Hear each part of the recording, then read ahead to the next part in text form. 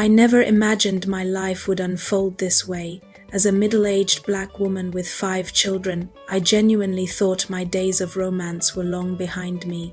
My husband had passed away years ago, leaving me with a profound grief and the heavy responsibility of raising our family alone.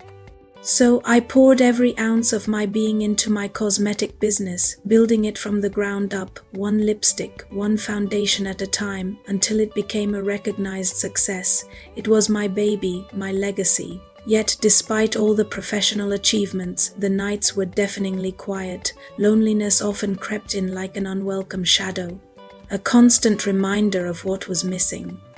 It's funny how you can be surrounded by success and still feel so incredibly alone.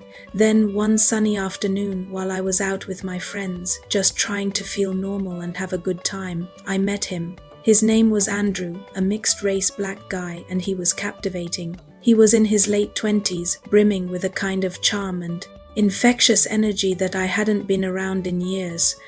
The way he looked at me, it was as if I were the only person in the room, the only person that mattered. He saw me, not as a widow or a mother of 5, but as a woman. It was intoxicating. Against all my better judgment, against all the odds, our romance blossomed. He made me feel alive again, vibrant, as if the years of hardship and sorrow had simply melted away.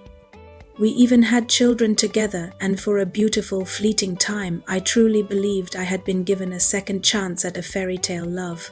I thought I had found my happily ever after all over again. But love, I learned, can be deceiving. The man I fell for began to fade, replaced by a stranger. Slowly, Andrew changed. The charm became a tool for manipulation. He stopped working, stopped contributing to our home, to our life together. The man who once looked at me with adoration now looked at my bank account. He started draining the wealth I had worked so tirelessly to build, the very foundation I had laid for our children's future. My hard-earned money wasn't going to our family, to our bills, or to our kids' needs. Instead, it was fueling his addictions, drugs, other women, and endless nights away from home. The excuses piled up, but the truth was written in his absences. Days would pass without a word, without him returning. And when he did finally show up, it was never with an apology, but with an empty wallet, his hand outstretched for more. The realization hit me like a physical blow. It was a painful, gut-wrenching awakening. He hadn't loved me. He had loved what I could provide, the lifestyle, the security, the endless flow of cash. I was a convenience, a stepping stone. The pain was immense, but I refused to let it destroy me. I looked in the mirror and remembered who I was. I had survived the crushing grief of widowhood. I had built a thriving business from absolutely nothing. I had raised 5 incredible children on my own. I was a survivor. I would survive. This too. So, with a courage I had to dig deep to find, I ended the toxic relationship. I put a stop to the bleeding, both financially and emotionally. Walking away from someone you once loved, the father of your children, is never easy. It's one of the hardest things you'll ever do, but it was necessary for my survival, for my sanity, and for the well-being of all my kids. And in time, the storm passed, the healing began. And in that new, quiet space I created for myself, I found someone new, someone who truly valued me for me, a partner who saw my worth beyond my money or what I could do for him. With him, I rediscovered what love was actually meant to be. It wasn't about grand gestures or whirlwind passion.